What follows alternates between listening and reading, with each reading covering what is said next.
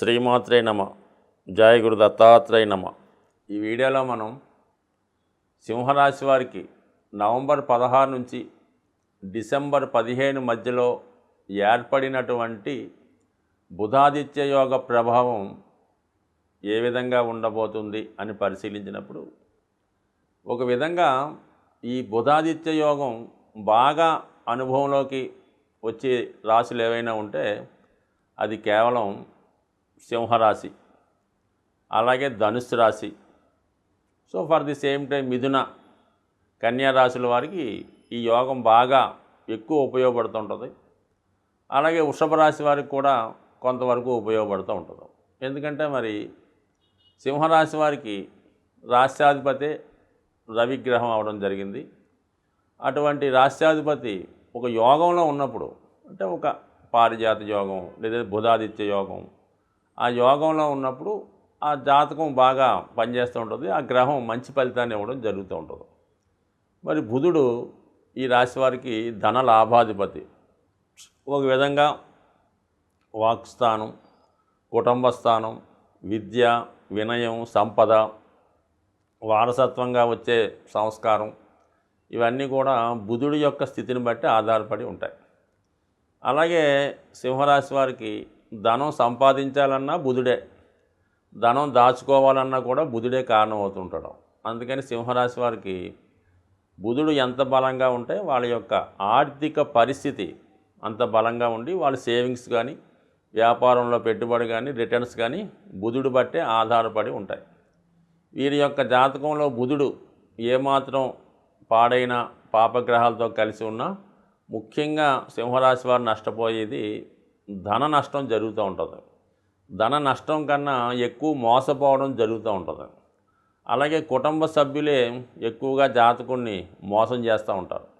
అలాగే వీళ్ళ కింద పనిచేసే వాళ్ళు కూడా, అంటే పూర్వకాలం అనుకుందాం జమీందారులు, రైతులు ఉండేవారు కాబట్టి వాళ్ళ దగ్గర ఉన్నటువంటి గుమస్తాలు, రైతులు వగైరా వగైరా ఈ జాతకుడిని మోసం చేసి వాళ్ళ ధనాన్ని తస్కరించడం, ఏదో విధంగా కొన్ని సంతకాలు పెట్టుకొని ఆస్తులు పోగొట్టుకోవడం లాంటివి కూడా ఈ సింహరాశి వారికి జరుగుతూ ఉంటామట. అంటే బుధుడు బలంగా ఉంటే జాతకుడు ప్రతి సంతకం పెట్టేటప్పుడు జాగ్రత్తగా మొత్తం అంతా చదువుకొని పెట్టడం జరుగుతూ ఉంటుంది. అదే బుధుడు బలహీనంగా ఉన్నాడు అనుకోండి, ఏ దాని మీద పెడితే దాని మీద సంతకం పెట్టేస్తుంటాడు. చివరికై జాతకుడు జీవితం నాశనానికి కూడా కారణం అవుతూ ఉంటాయి.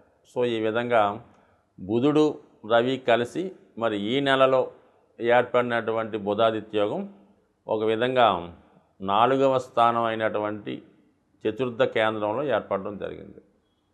సో మరి ఏదైనా ఒక జాతకుడు సుఖపడాలి అంటే 4వ స్థానం బాగుండాలి. అంటే 4వ స్థానం మనకేం చెప్తుంది? చిన్నప్పుడు పుట్టిన దగ్గర నుంచి ఆలోచిస్తే ముందు మాతృస్థానం, అంటే తల్లిగారి దగ్గర ఉన్నటువంటి సౌఖ్యాలు అనుకుందాం.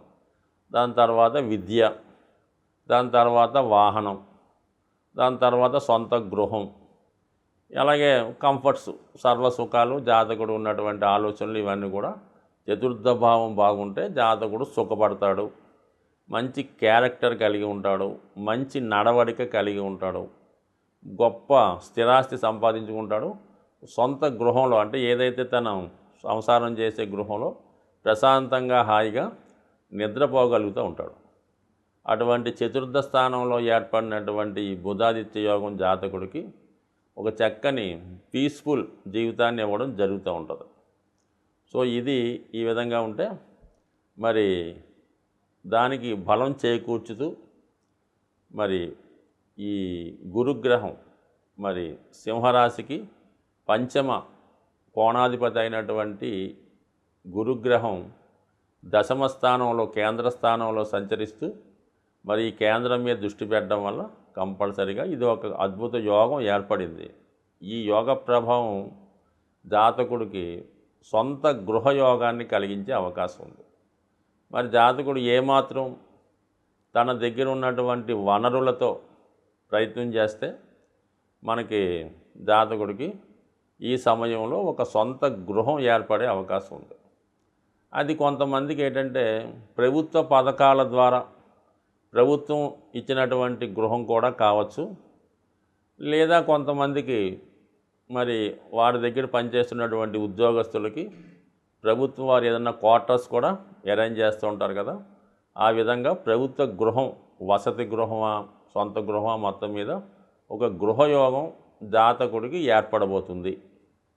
అలాగే మరి ఆదాయ విషయంలో జాతకుడు ఇన్వెస్ట్మెంట్ అంటే ధన లాభాధిపతిగా ఉన్నటువంటి బుధుడు 4లో ఉండడం వలన స్థిరాస్తి మీద పెట్టుబడి పెట్టడానికి ఈ గ్రహస్థితి జాతకుడికి అనుకూలిస్తూ ఉంటుంది. అది ఖచ్చితంగా జాతకుడు భూమి మీద కానీ స్థిరాస్తి మీద కానీ గృహం మీద కానీ ఇన్వెస్ట్ చేసే అవకాశాలు చాలా బలంగా ఉన్నాయి.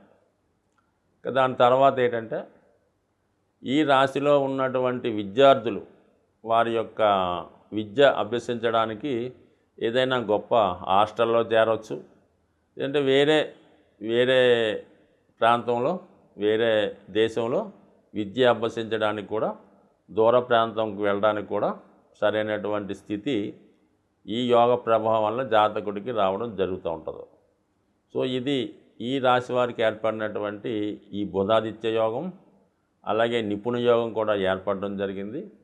దానికి గురువు యొక్క దృష్టి ఏర్పడడం వల్ల జాతకానికి విపరీతమైనటువంటి బలం చేకూరడం జరిగింది. అంటే సాధారణంగా ఈ జ్యోతిష్ శాస్త్ర ప్రకారం ఎలా ఉంటుందంటే ఒక గ్రహం సింగిల్గా ఉన్నప్పుడు, ఒక భావంలో ఉన్నప్పుడు దాని యొక్క ఫలితం పెద్దగా ఇవ్వకపోవచ్చు, ఇస్తే ఏదో ఒక 20% 10% ఇవ్వడం జరుగుతూ ఉంటుంది.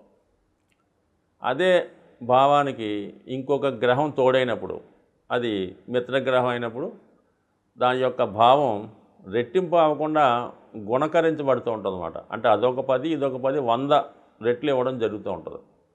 దానికి ఇంకో శుభగ్రహం చూసినప్పుడు ఇంకొక 10 రెట్లు అంటే ఇంచుమించుగా 1000 రెట్లు అలా పెరుగుతూ ఉంటుంది అన్నమాట. సో ఇప్పుడు ఈ చతుర్థ భావ ఫలితాలు అనుకూలించాయి కాబట్టి మరి జాతకుడికి మరి సొంత గృహ వాహనాలు, ఉన్నత విద్యా యోగం 100% ఏర్పడే అవకాశం ఉంది. బట్ అలాగే ఖచ్చితంగా మరి స్థిరాస్తి మీద ఆదాయం లభించే అవకాశం ఉంది. అలాగే భూములు స్థిరాస్తుల మీద ఉన్నటువంటి లావాదేవీలు, ఆర్థిక సమస్యలు ఏమైనా సెటిల్ అయ్యి మీ యొక్క ఆస్తి మీ స్వాధీనంలోకి రావడం జరిగే అవకాశం ఉన్నది. సాధారణంగా ఒకరి జన్మజాతకంలో ఏర్పడినటువంటి ఒక యోగాలు కానీ అలాగే గ్రహాల యొక్క స్థితి ఎప్పుడూ కూడా ఆ యొక్క గ్రహాలని జాతకుడు ప్రసన్నం చేసుకోవాలన్నమాట. అంటే మనకి పూర్వకాలంలో ఈ జానపద సినిమాలు చూసేటప్పుడు ఈ మాంత్రికులు అవ్వచ్చు, వేరే వాళ్ళు అవ్వచ్చు, ఏదో ఒక దేవతని ప్రసన్నం చేసుకొని దాంతో కొన్ని శక్తులను వాళ్ళు పొందడం అన్నది మనకి జానపద సినిమాల్లో కనబడుతూ ఉంటుంది. దానికి చాలా వరకు రాజులు కూడా చాలా కాలం తపస్సు చేసి ఒక పవర్ అంటే అది శివుడినో విష్ణుమూర్తినో పూజించి ఆ శక్తి పొందేవారు. స్వభావసిద్ధంగా జాతకంలో వాళ్ళకి యోగం ఉన్న పొందడం జరుగుతూ ఉంటుంది. ఇప్పుడు కూడా జాతకుడు మనకి జన్మించిన జన్మచక్రంలో ఏదో గజకేసరి యోగం ఉందండి, పంచమహాపురుష యోగం ఉంది, రవి ఉచ్చులో ఉన్నాడు, శుక్రుడు ఉచ్చులో ఉన్నాడు, ఏముంది ఇంకా బ్రహ్మాండంగా డెవలప్ అవుతాం, ఎగ్గా కలిసి వస్తుంది చాలామంది అనుకుంటూ ఉంటారు. వాళ్ళు అనుకోవడం కన్నా సాధారణంగా వాళ్ళ పేరెంట్స్ ఈ పిల్లవాడి జాతకాన్ని చూసి మా వాడు జాతకంలో శుక్రుడు ఉచ్చులో ఉన్నాడండి బ్రహ్మాండంగా అని వాళ్ళు సరదా పడుతుంటారు. కానీ ఎప్పుడు కూడా జాతకుడు ప్రయత్నం చేస్తేనే ఆ గ్రహం యొక్క ఫలితాన్ని పొందడం జరుగుతూ ఉంటుంది. ఉదాహరణకి శుక్రుడు చాలా బలంగా ఉన్నాడు, ఇతను సినిమాలో బాగా రాణించగలడు అని జాతక చక్రంలో ఒక జ్యోతిష్కుడు చెప్పినప్పుడు అది ఆటోమేటిక్గా సునాయాసంగా రావడం ఏమి జరగదు.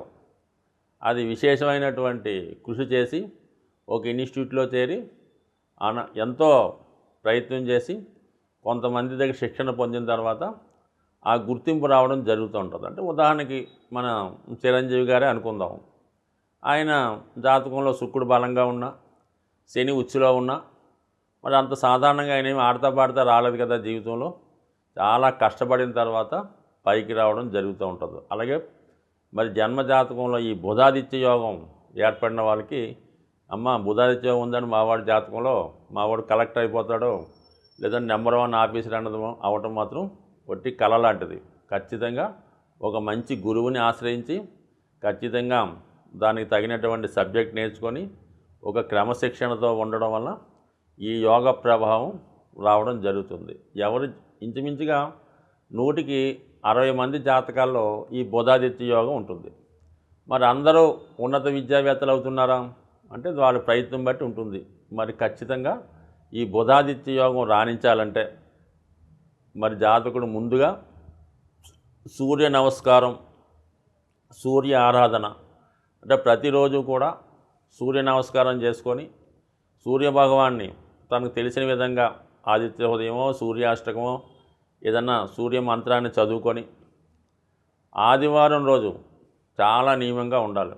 అంటే కామన్గా అది ఎన్వి, మద్యం, మందు ఏదో కొన్ని ఉంటాయి కదా, వీటికి దూరంగా ఉండడం అన్నది ఈ యోగం రాణించాలంటే అది రాజకీయ నాయకులకైనా ప్రభుత్వ ఉద్యోగులకైనా సాధారణ వాడికైనా ఈ ఆదివారం నియమం వల్ల అపారమైనటువంటి శక్తి రవిబలం కలుగుతూ ఉంటుంది.